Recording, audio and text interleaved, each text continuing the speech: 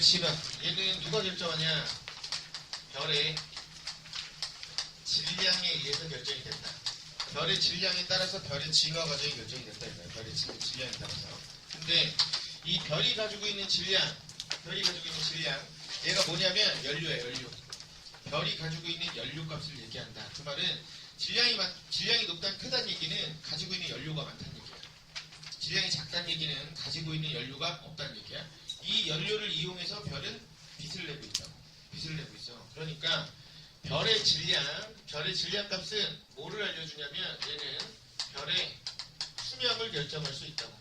연료가 많냐 적냐에 따라서 별이 살 수 있는 시간이 정해진다 이거라고. 그래서 별의 수명은 그럼 결국에는 질량하고는 어떤 관계? 비례하는 관계가 된다. 질량이 클수록 오래 살아. 왜? 연료가 많으니까.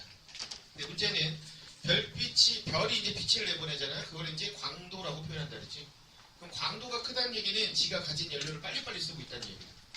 광도가 작다는 얘기는 가지고 있는 연료를 천천히 쓰고 있다는 얘기야. 그러니까 상대적으로 광도하고는 어떤 관계? 반비례하는 관계를 갖는다고. 광도가 크면 빨리 쓰니까 빨리 죽고, 광도가 작으면 천천히 쓰니까 오래 산다 이거야. 근데 별의 광도 값이라고 하는 게 질량 세제곱에서 4제곱하고 비례하는 관계를 갖는다고. 그리고 원래 질량이 있잖아. 그럼 결론적으로 질량 제곱에서 세제곱에 반비례하는 관계를 갖는다 이거야. 그러니까 결론적으로는 질량이 클수록 별의 수명은 짧아. 질량이 작을수록 별의 수명은 길다. 결론적으로는. 그런데 재작년 수능에서는 뭐가 나왔냐면 이 표현이 나왔다고. 별의 질량에 대한 광도의 비는 누가 크니? 이렇게 물어봤다고. 그 별의 수명 물어본 거야. 그러니까 원래식을 기억을 하고 있어야 된다. 결론적으로 이것만 기억하고 있으면 안 된다고. 별의 수명은 광도분의 질량으로 구한다. 다만 이 별의 수명은 별이 진화하는 모든 과정을 얘기하지는 않고 이 별의 수명으로 불리는 이 기간은 언제냐면 주계열 기간이야.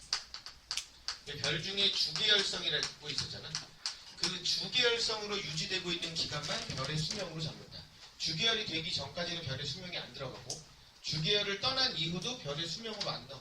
그러니까 딱 주계열을 유지하는 기간, 그 기간을 별의 수명 기간이다 이렇게 표현을 하겠다 이거. 별의 수명 기간은 주계열 기간만 얘기한다 이거. 주계열 기간만. 그러니까 결국에 이 식도, 요 식도 주계열성한테만 성립을 한다 이거라고. 주계열성한테만. 다른 별에는 성립이 안 돼. 주계열성한테만 성립이 되는 식이다 이거라고. 자, 그랬을 때 별의 질량은 누구랑 비교하냐면 우리가 제일 잘하는 별의 질량이랑 비교해. 우리가 제일 잘하는 별이 누구야? 태양이겠지. 그러니까 항상 태양 기준이야. 뭐 태양보다 어떻다, 이런 식의 표현을 쓰게 될 거야. 자, 그럼 태양하고 비교하게 될 거야. 자, 그러면 볼게. 자, 우주에 성간 물질이 있어. 성간 물질이 뭐냐면 가스, 먼지, 티끌 같은 애들.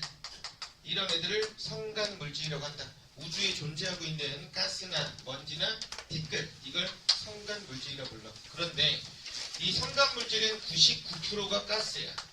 대부분 가스로 돼 있다 이거야. 대부분 가스로 돼 있다. 근데 이 가스의 주성분이 누구냐? 가스의 주성분도 대부분 수소나 헬륨이야. 대부분 수소나 헬륨으로 돼 있다. 근데 나중에 이제 우주하면서 얘기하겠지만 저 수소하고 헬륨의 비가 3대, 질량 비가 3대 1을 갖고 있다.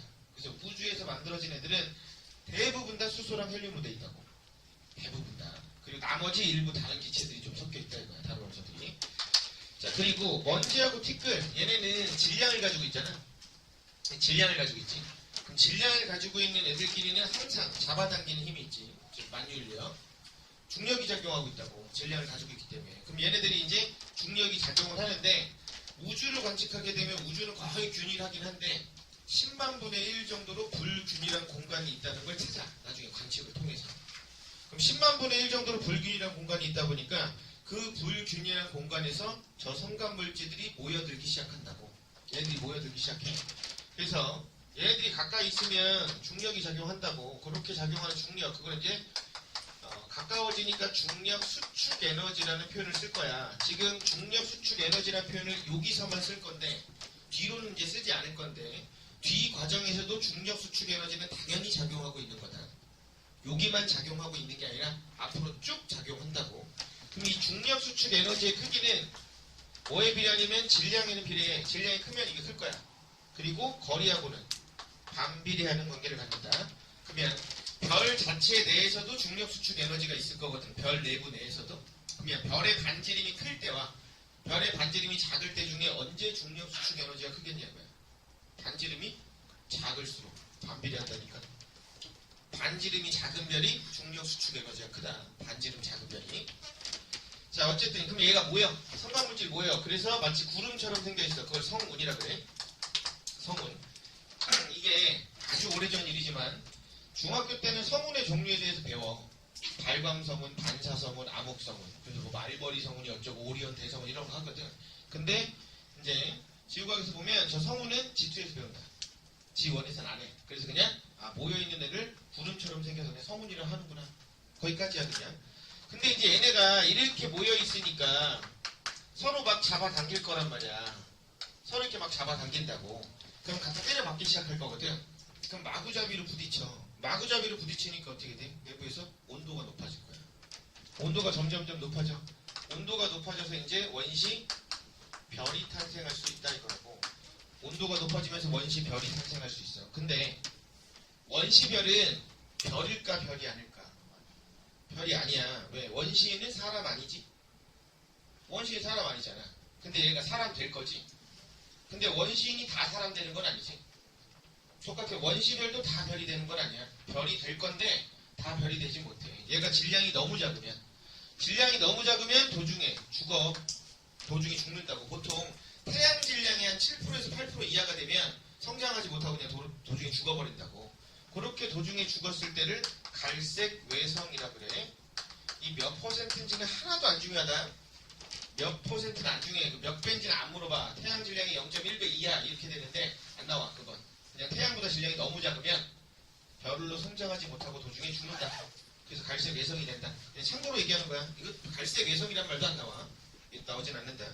어쨌든 근데 얘가 이제 갖다 때려 박는단 말이야. 근데 이 원시별의 내부를 보면 얘는 어떻게 돼 있냐면 어느 한 지점을 찍어놓고 보면 안쪽으로 잡아당기는 힘 당연히 뭐가 있어. 중력 수축 에너지가 작용하고 있다고. 이렇게 중력 수축 에너지가. 근데 이제 얘가 기체들로 구성되어 있다 보니까 기압이 작용한다고. 기체 내부 압력이 있다고. 기체 내부 압력이 이 방향으로 작용해. 기체 내부 압력이 이렇게 작용을 하고 있어. 그런데 이 원시별 내부에서는 중력 수축 에너지가 기체 내부 압력보다 더 커. 그러면 계속 쪼그라들겠지. 그럼 쪼그라들다 보니까 계속 충돌을 할 거야. 얘를 구성하고 있는 애들이. 그럼 충돌을 하다 보니까 온도가 지속적으로 높아진다고. 그래서 얘는 온도가 높아져. 근데 얘는 중심의 온도도 높아지고 표면 온도도 높아져. 어쨌든 온도가 다 높아져. 그리고 반지름은 작아져. 얘 반지름 점점 작아진다. 쪼그라들기 시작한다고. 그렇게 작아지다가 중심부의 온도가 1000만 켈빈에 이르러. 중심부의 온도가 1000만 도가 돼.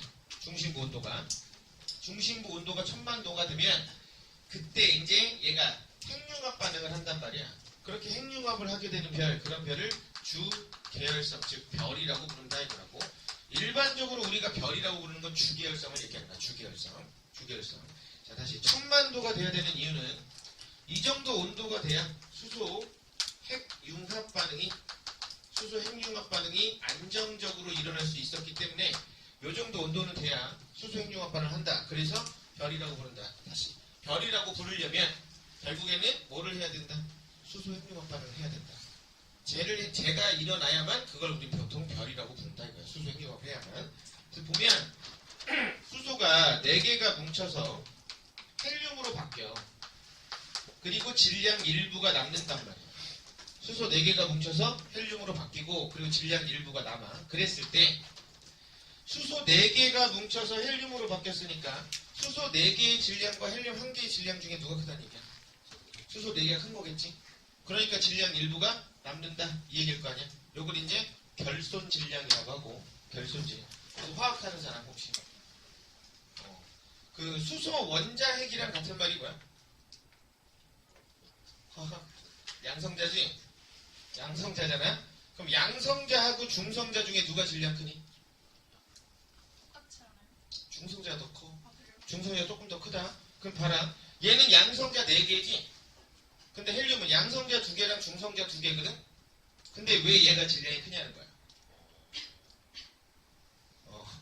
그걸 나중에 나한테 물어보러 오기 때문에 지금 얘기하는 거야. 물어보지 말라고.